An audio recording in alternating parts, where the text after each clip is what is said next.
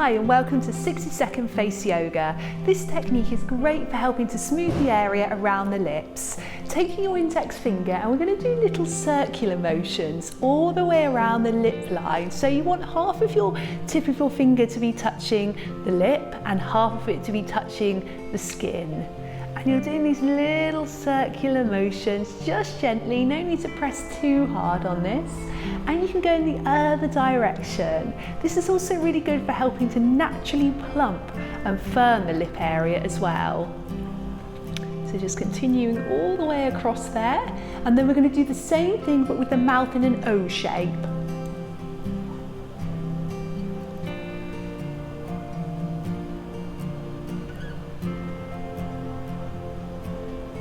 And then we're going to go in the other direction.